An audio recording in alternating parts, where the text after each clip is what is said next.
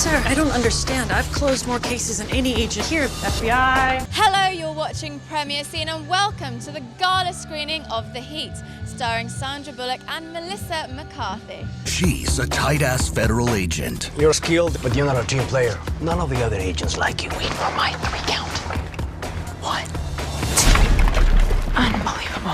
When we see this movie, how much of what we see is on the spur of the moment, or how much is scripted, and how much fun do you have with that? Well, our screenwriter, Katie Dippold, I have to say, wrote an amazingly funny script. That it could have been men or women saying this, but just her twisted mind said it in the most unique way. So we were already ahead of the game in that aspect. And when you have something that's solid, it makes you feel more. You're not ad-libbing to make up for something that isn't there. You're just ad-libbing because she gave you an idea that sent you into a different direction. And if there were alternate lines, she was the one giving them to you. She was coming up with them on set every single day. So we got so lucky with her, and the luxury of having someone there every day is unheard of. And what was it like working with Paul? Obviously, he directed Bridesmaids. Fantastic. Paul and that whole crew, Melissa, everyone in the film, were all from the improv world. They'd all known each other. It was sort of the clique. I was the odd man out. I was like, so, how's everybody doing? And they're like, she's here. She's here again. But the great thing about that is that world, you have license to do anything you want. In the acting world, where you get a script and you're supposed to, you're not allowed to change a line just because you feel like changing a line. The luxury of being able to say whatever you want and was fair game was so liberating and fun. I'll probably never stick to a script again because of this experience, but when you have a great script, often you don't have to improvise because it's already brilliant. So it was a nice way to open up a can of worms when it comes to my behavior on sets. I'm forever damaged. I'm going to be a pain from now on, just saying whatever I want. I'm just going to say whatever I want from now on. She's a badass Boston cop. Hey, look who's here! Right into my mousetrap! Run, she's crazy! The Heat is a very funny movie, a buddy cop comedy starring 2 women. And, we've seen the guys do it, and I wanted to see the ladies do it, and they do it really well. So you directed Bridesmaids, so why do you like working with women?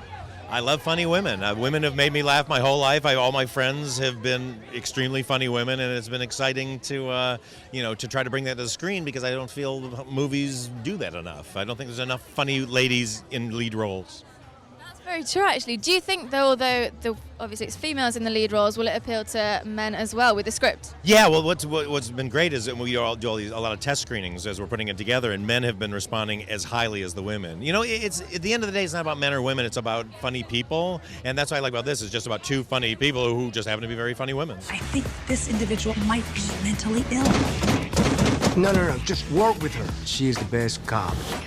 Motherfucker! Now, you're the writer of this movie, The Heat. Tell me a bit about the process of coming up with this story. A childhood and lifetime of watching buddy cop movies and loving them, and always feeling like the guys in the movies are super funny and cool and like just awesome at their jobs, and and I always just wanted to see 2 females do that. I always wanted to be I would love to be an FBI agent, in that world. So it just comes from that, and they're so funny together, and it was really fun to see them. When you were writing it, did you have an idea that it could be Sandra and Melissa that were playing the characters? There are times where I would think, oh, that would be amazing, but I just never thought that possible, But I mostly was just really hopeful that it would be 2 funny, strong females, not young, hot, not funny would have been my worst nightmare, But they're both so funny, and so it was great. And as a writer, how do you find the balance between having a set script and leaving some to improv and just natural situations? I feel like the best case scenario is just like if you write the strongest script possible you can, and then if you have actors that can improvise, and that's the best, all I wanted this to be the funniest movie possible. I'll never be sitting there like, that was not in the script. I would never do that. Yeah. Was there a scene in particular that you saw and you thought, that wasn't how I saw this going in my head, but that's amazing? Without giving too much away. Yeah, there's one line in the movie, in the script, where Melissa McCarthy's character asks if anyone has seen the captain's balls. No, not in there. Will you stop? They're not in there. Knock it off, Mullins. What is she doing? She's looking for my balls. She asked that and then just went on a rampage, 5 minutes more, complaining about the captain's balls, how small they are. Hey, if anyone's seen the captain's balls, Let me know. They're about this big. They're like really, really tiny little girl balls. I was so surprised by it, and I thought it was just so funny. Like, she just, like, kind of pushes it, and then just when you think, oh, okay, well, that's probably the end, then she'll go, no, there's more, and it's always great. No, Yes, no, yes. no, you said that thing ticks. Yeah, but not for days. Surprise! I can't lift him up. What? Lift my ass up! The metal car broke his fall, right? Yeah. I'll shake it off. It's like a good old-fashioned 80s comedy, Beverly Hills Cop or 48 Hours, or which I know are all Eddie Murphy. I'm an Eddie Murphy fan. What can I say? Dr. Doolittle. No, just kidding. What was it? Nash. What was the planet one? Bridges? No, when he goes to Mars. Pluto Nash. It's like Pluto Nash. It's just like Pluto Nash. Turner and Hooch. It's all the movies you love and you grow up on. It's like all those movies combined. Devil Wears Prada. It is, It's it all is, of it these is. movies. It's All all of these these movies movies are and all put more. together in Yeah. one. So it's amazing. But there's music. But there's musical. That just seems too much to take in for me right now. I need to. But tell me about your characters. You're working close with Melissa, especially in the film. Listen, we are. The truth is that Melissa and Sandy are in this movie. We're the stars. This is where the spotlight's shining, though. Well, I didn't want to at the say moment. it, but obviously. No, we play extended family of Melissa. So we are We're the girlfriends of her brothers that she's had a falling out with, and instead of really fighting with them, she really fights with us. Is kind of how it goes, and it was a lot of fun. I mean, we had some pretty physical scenes with her, and I would say that was like the highlight of the. Melissa ripping my underwear was the highlight of my filming experience. I was about to say, was there any special training? I was about to say, was there special training for the fight scenes? And then you go, she rips my underwear off. It was great. It was great. Training for that. Somebody told me not to wear underwear. It's a good thing I did, or my pants would have ripped. Nobody wanted to see that. Sorry, world. Nobody wanted to see that.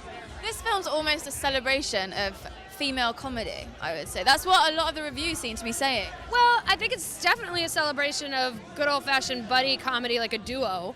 And it's been a while since we've had, I guess, a female duo. We had Shelley Long and Bette Midler back in the day. Ronna and Beverly. That's another really great female comedy We did a show called Ronna and Beverly. You may have seen it on Sky Atlantic last autumn. But We play a couple of old missed Jewish it. mothers, so But we don't look exactly comedy like this. duos for female comedy duos, French and Saunders. Obviously, they exist, but it's nice to see them on the big screen. It's great And to they have one back. amazing chemistry, these two. They Yeah. really do. You can tell that they became really good friends during the Yeah. shooting. Yeah. Yeah.